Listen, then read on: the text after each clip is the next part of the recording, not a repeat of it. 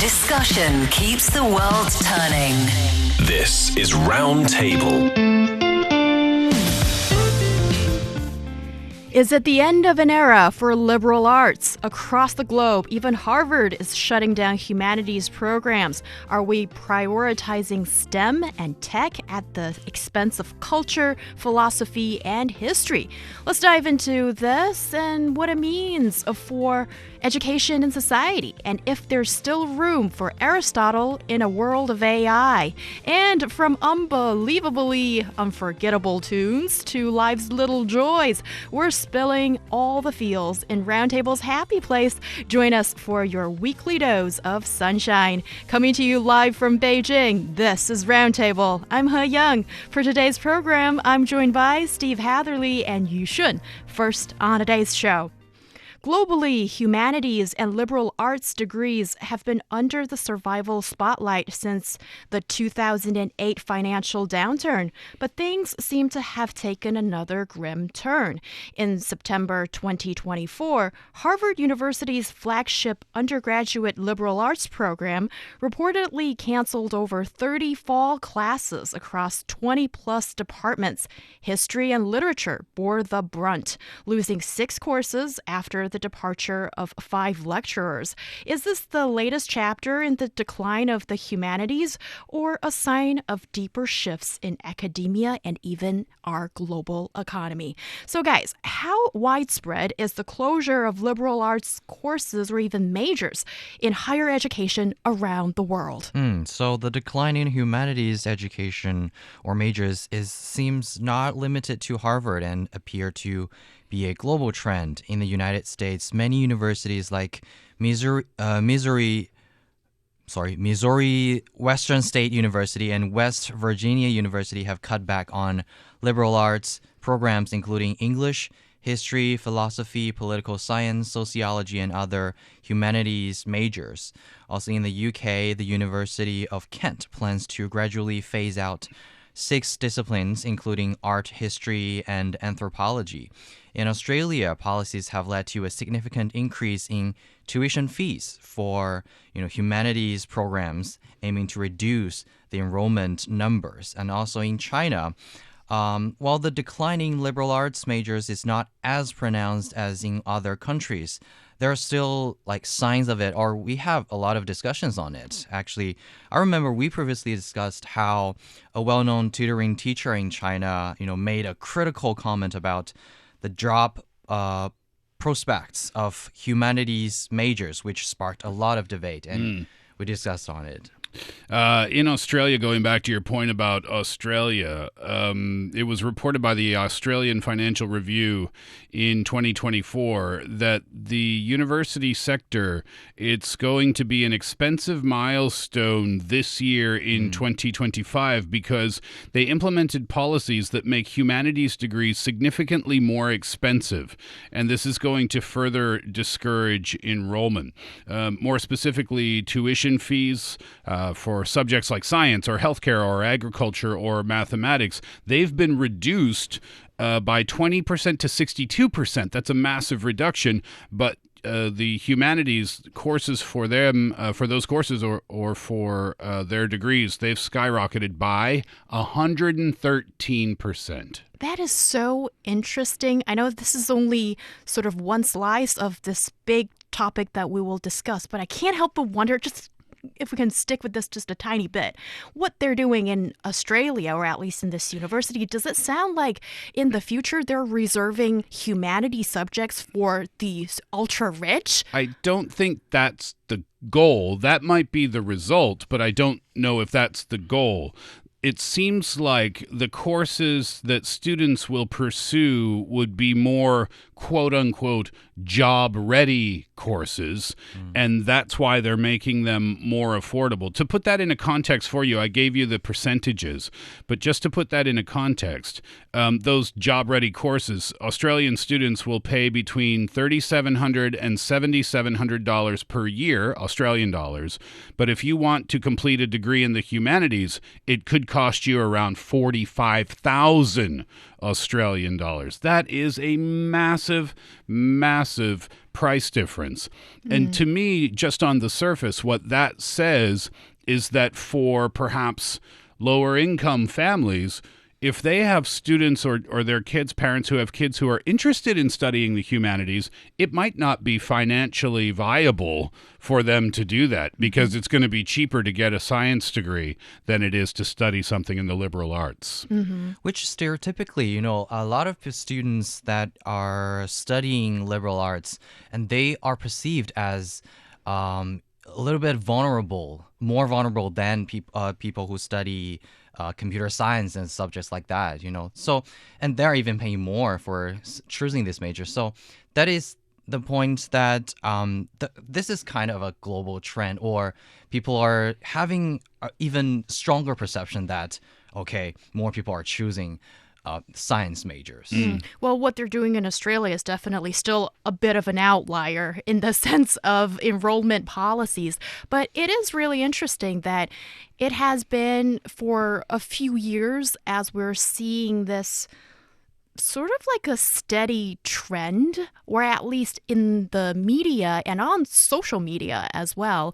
A lot of the discussion has been revolving around, humanities have seen far better days and it's on a downward curve as such. And, well, looking back for the last couple of decades, what do you see as the primary reasons driving this curve? It depends perhaps on which country or culture you're looking at, but if we're just speaking globally, it seems that society is now seeking practical skills that the world needs in terms of employment. The New York Times reported that the state auditor of Mississippi, for example, released an 8-page report in 2023 suggesting that the state of Mississippi, that's a state in America, should invest more in college degree programs that could, quote, improve the value they provide to both taxpayers and graduates. And the state auditor, Shad White, told the New York Times that this means that the state education funds should, quote, focus more on engineering and business programs and less on liberal arts majors like anthropology, women's studies, and German language and literature. Shad White got very specific naming programs there. I'm not sure why those were singled out, but the overall consensus seems to be that they want to invest more in programs that will more ready students for the job market. And perhaps they're viewing these liberal arts programs as a waste of time and money, which is a very harsh thing to say, but that's not my opinion. That seems to be a shared opinion. Yeah, if we're just calming down and just so harshly? Yeah, like talking about this, it's probably because this is how the social development or science or technology develops, because we are seeing that the rise of artificial intelligence and automation in recent years has sparked concerns about the future job market. And that is how it is prompting students to shift towards fields perceived to be less vulnerable to technological disruptions, such as STEM disciplines, which is science, technology, engineering, and mathematics. You're right. I mean, this is not a simple question with a simple answer. There's a lot going on here. And another factor is that education is getting more expensive. Student debt is getting more expensive as well. And this is leading students and then their families, their parents, when they have these discussions about what they should study at university, they are prioritizing majors that are perceived to be a door to a high-paying job. So it does make sense. We're living in the world of AI now, and we're seeing that, and we talk about it, and it's in the news all the time about which jobs are going to disappear, and supporters say, yes, some will disappear, but there will be a whole new world of job opportunities, just different types of jobs. So, of course, young students and their parents are hearing that news, watching that news, and they're making their decisions to the best of their ability. And it is a really complex issue, actually. Steve, you did mention mention about the student debt situation in the U.S. and some Western countries? Well, actually, we need to be specific. It's the U.S. and to a certain degree the U.K., but in Canada too. Oh, Canada as well, and in Europe because university fees are often covered by the government, so you don't really spend much to go to university, and that's a different story. But if you're in the U.S. and nowadays in 2025, if you go to a nice college, you pay tuition up to it's pretty standard to pay like 70,000 US dollars for 1 year. Yeah. And that's more than 500,000 yuan just in tuition fees 1 year. So if you're paying that amount of money, then of course you should be expecting definitely securing a job and definitely getting something super worthy out of that money and that time. And in China, our tuition fees have been rising, but it is so much cheaper if you compare to the US. And therefore, there is less of this outcry of my money's worth. But there is definitely a huge discussion about what is the role of higher education, and should it be responsible to secure me a job after I spend 4 years in the ivory tower, as some people feel.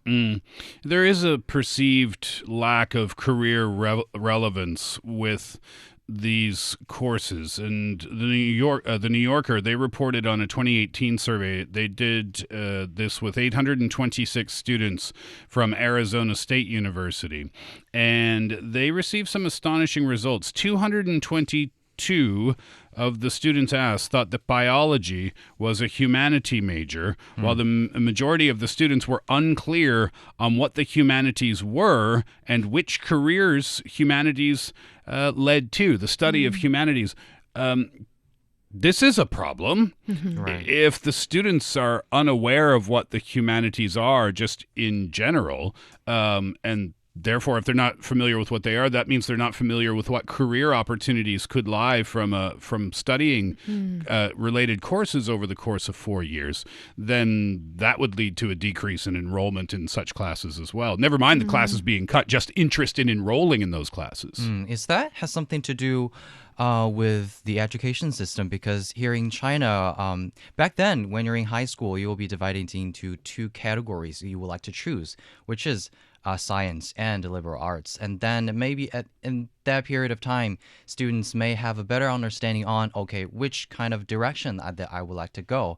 And in this case, maybe more students may have a better understanding on whether biology is humanities or something like that. Maybe we should define this a little bit, right? Humanity, if you're a humanities student, then you're studying things like art history or English literature or history in general or anthropology or sociology, philosophy, foreign languages, gender studies, political science, theology, all of those things. It's basically a Bachelor of the Arts degree. And if you're studying going the other route, the STEM subjects, which have been all the rage for recent years, well, that would be science, technology, engineering, and mathematics. And actually, if you live in China, especially for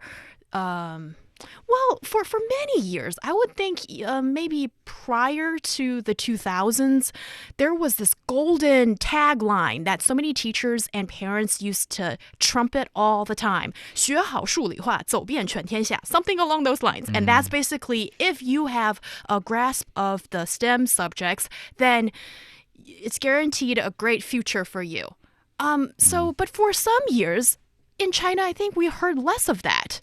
But now, maybe in the current situation as well as in the near future, this tagline is making a comeback in some sense. And maybe I think it's reflecting the general picture of the economy, of how society develops, and some of these because it's got to be some of these deeper forces that are shaping how people view what is essentially you're talking about building up your career, how to make money, how to make a living in the future, right? Yeah, and there also seems to be just a general lack of interest from students as well. Again, we can use Harvard as an example.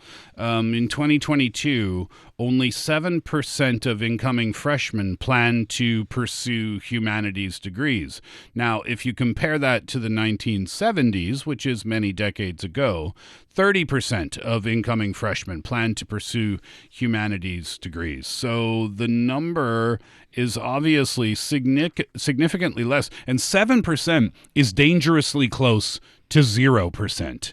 In my opinion. So there seems to be the fact, too, that students just don't have the same level of interest as they once did. And I think that is why a lot of universities are optimizing their structure of their educational offerings. Some universities, in an effort to structurally optimize their educational offerings, have phased out humanities programs that are seen as outdated and have embraced more competitive STEM disciplines. Because I saw an example is that in American university, they will do a kind of a survey before you choose the major and to see the percentage of people choosing STEM subjects or liberal arts subjects, and then they will according to the survey, and then to optimize the structure. Yeah, you talk about programs being outdated. I found this. This is from the Journal of the American Academy of Arts and Sciences,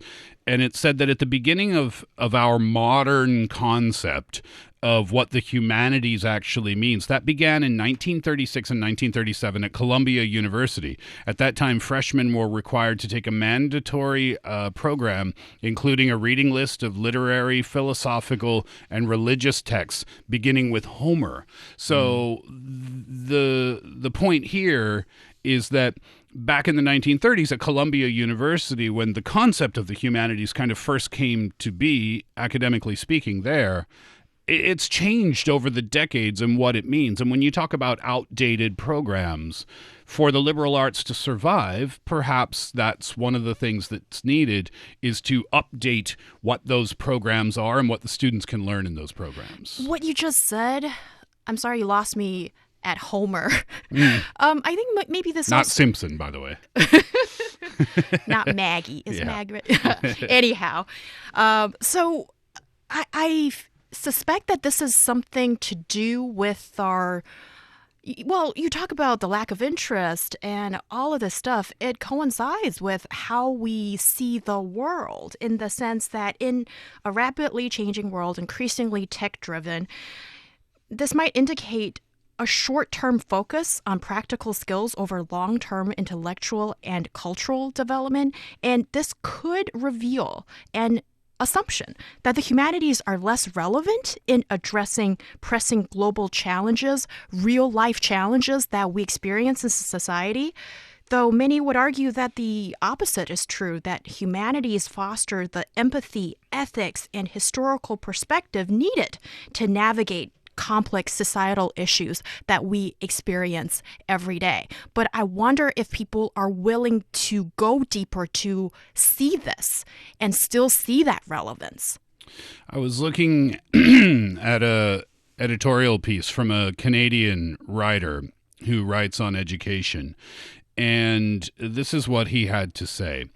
It seems that universities or institutions, educational institutions, are no longer a place where learning is done for the sake of learning. They are now training centers for the professional world.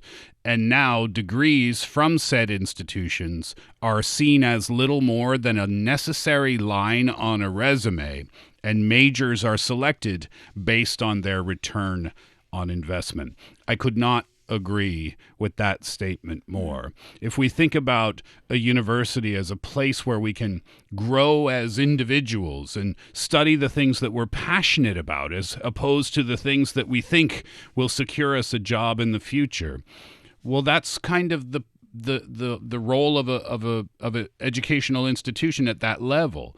But I agree with what the writer said, in that we don't see them like that anymore. It's a line on a resume. If you don't go to university, and that's a whole other topic, then your chances of quote unquote succeeding in society decrease, because people will ask, what? You didn't go to university? But what is the goal? What's the goal? What are they for now?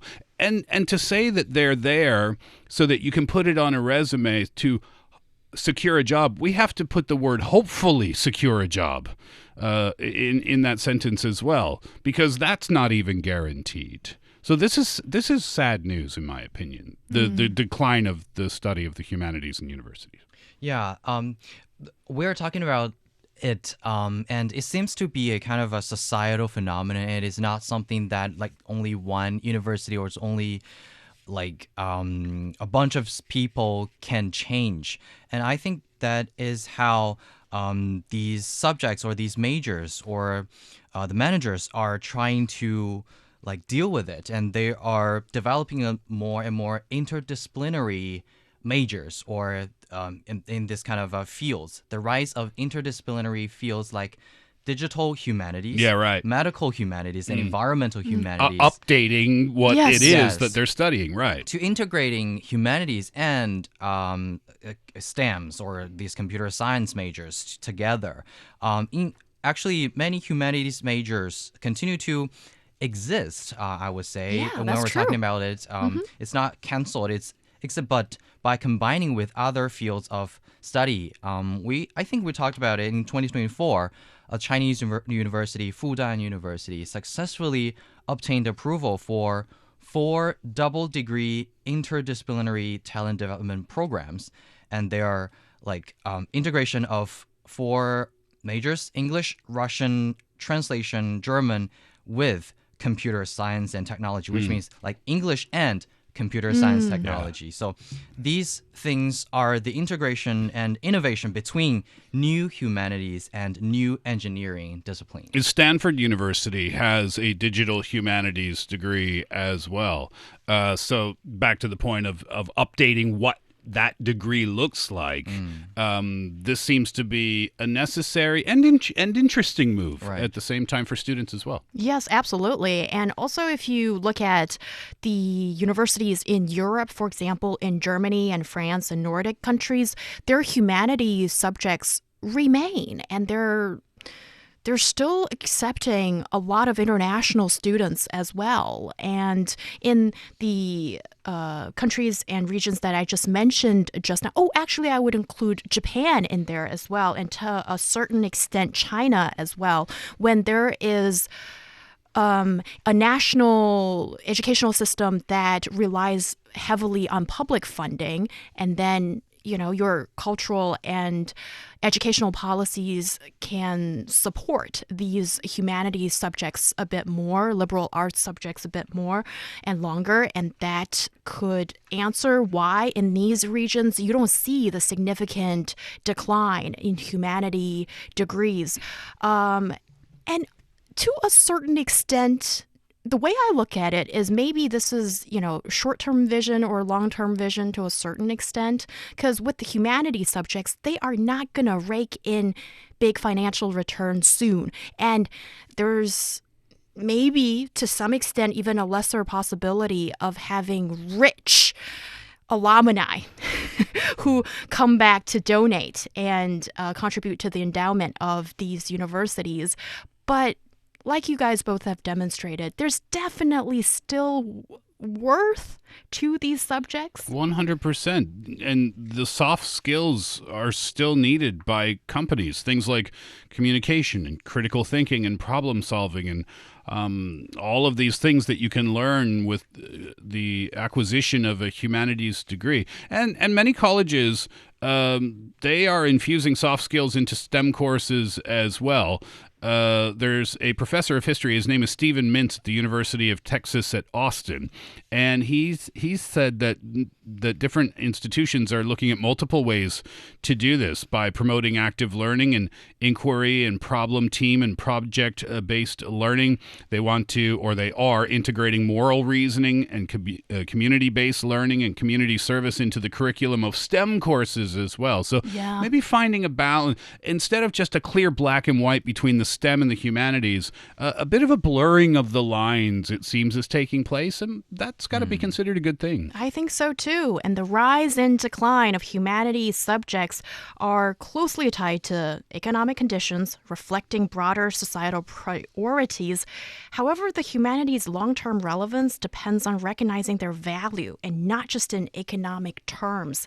Ultimately, this trend of humanities closures in universities invites reflection on the kind of future we're building and whether economic utility should overshadow the deeper, intangible benefits of understanding history, culture, and the human experience.